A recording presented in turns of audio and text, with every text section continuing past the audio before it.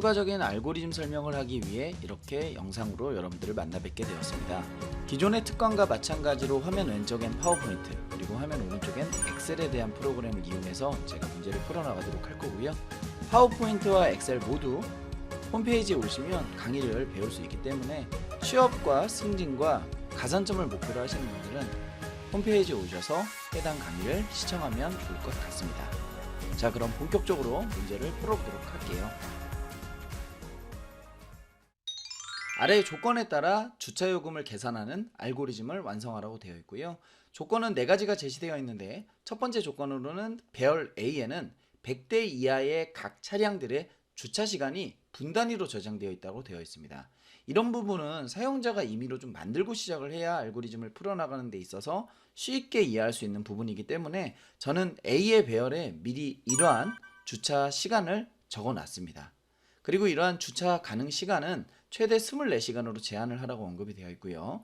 그리고 하루의 주차 요금은 최대 3만원으로 계산하며 3만원을 초과했다 하더라도 딱 3만원만 최대 값만 징수할 수 있도록 설정을 해 놓도록 할 거고요.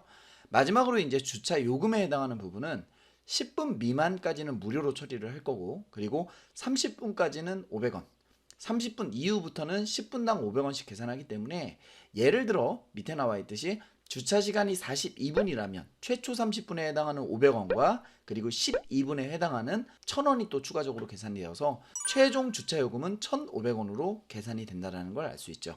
자, 여기에서 사용되는 변수들이 여러 가지가 있는데, 일단 알고리즘 현상에 나타나지 않는데 n이라는 변수를 최종적으로 좀 사용을 할 겁니다. 이것은 총 주차 대수로서 우리가 주차장에 몇 대의 차를 주차를 했는지 알 수 있는 부분이고요. 저 같은 경우에는 A배열에 4개의 값을 집어넣기 때문에 총 주차 대수로는 4가 잡혀야 되는 것을 알 수 있죠.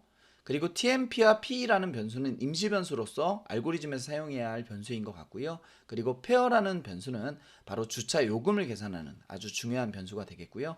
마지막으로 sum이라는 변수는 주차장에 있는 모든 차량의 그 전체 주차 요금의 합계를 계산할 수 있도록 처리를 해보도록 하겠습니다.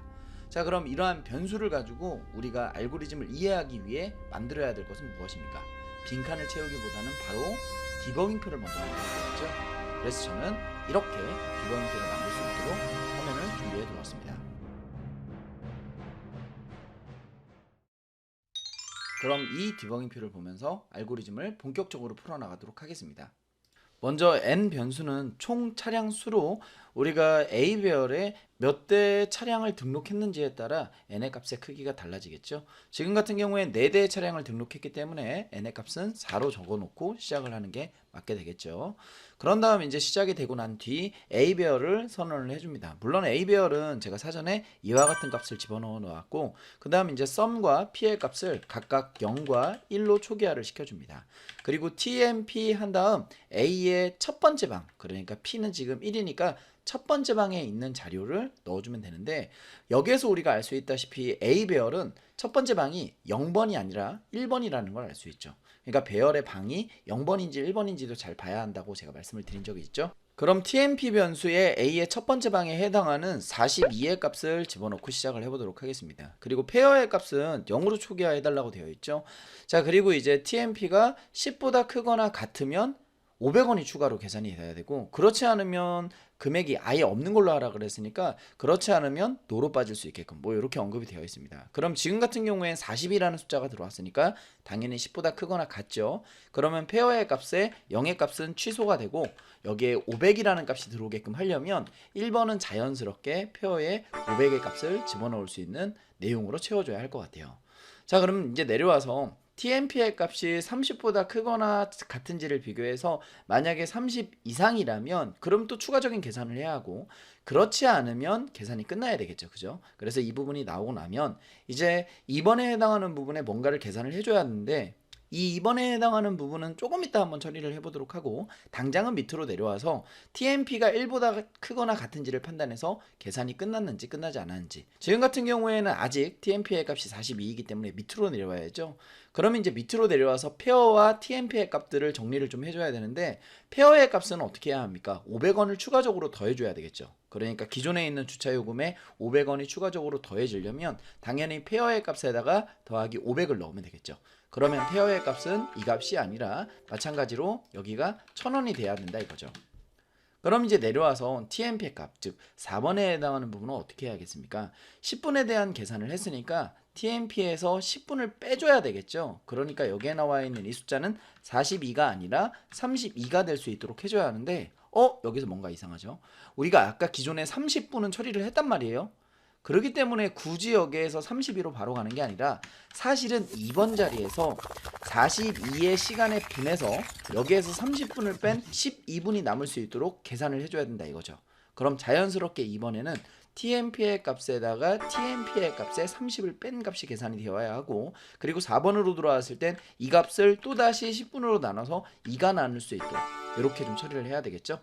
아직도 처리해야 되는 그 분이 아직 남았어요. 그래서 한 번 더 TMP가 1이나 1과 비교를 했을 때 크거나 같은 값이 되어 있고, 그럼 페어의 값 하나 더 플러스가 되어서 1,500원이 나올 수 있도록 이렇게 잡아줘야 되겠죠. 그리고 TMP의 값은 여기에서 10을 빼줬기 때문에 여기가 어떻게 나와야 합니까? 마이너스 8이라는 숫자로 나와야 되겠죠. 이렇게 되면 결국 TMP의 값은 음수가 나왔습니다. 즉 1보다 작은 숫자가 나왔다 이거죠.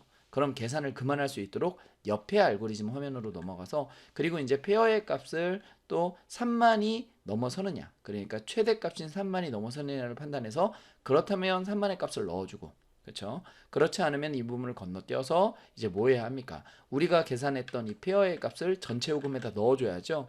그렇다면 5번은 자연스럽게 이 값이 아니라 페어의 값인 1,500원이 들어올 수 있도록 5번의 내용은 썸에다가 페어를 더하면 되겠죠. 이런 뒤 첫 번째 차량의 계산이 끝났어요. 그럼 두 번째 차량 계산할 수 있도록 임시 변수의 값을 2로 좀 올려주고, 그리고 이걸 몇 번 반복해야 합니까? 총 4대가 들어있기 때문에 P가 4보다 크다 또는 4가 될 때까지 반복을 해줘야 되겠죠. 그러면 전체 차량의 수는 어디다 넣어놨어요? n이라는 변수에다 넣어놓지 않았습니까? 그죠? 그렇기 때문에 n에 해당하는 값보다 P가 더 클 때 마무리를 해주게끔 이렇게 6번을 정리하면 될 것 같아요. 자, 이렇게 해서 첫 번째 차량의 내용이 끝났더라면 이제 두 번째 차량은 어떻게 돼야 합니까? 다시 TMP의 값은 마이너스 8이 아니라 5에 해당하는 값이 이렇게 들어와 있어야 하고, 그리고 한 바퀴만 더 돌려보면 페어의 값은 다시 0으로 초기화가 되겠죠. 그리고 이제 밑으로 내려와서 TMP의 값이 10보다 크거나 같지 않으니까 노로에서 연산이 끝나기 때문에 이 전체 요금 같은 경우에는 또 다른 계산이 이게 지워져도 다시 1,500원이 나올 수 있다는 걸 알 수 있죠. 이렇게 해서 두 번째 차량 끝나고 또 이제 세 번째 차량, 네 번째 차량을 끝낼 수 있다는 걸 알 수 있죠. 제가 가지고 있는 이 주차 시간으로만 계산하지 마시고요. 여러분들도 A 배열에 다른 숫자들을 넣어서 처리를 해보시면 좋을 것 같습니다.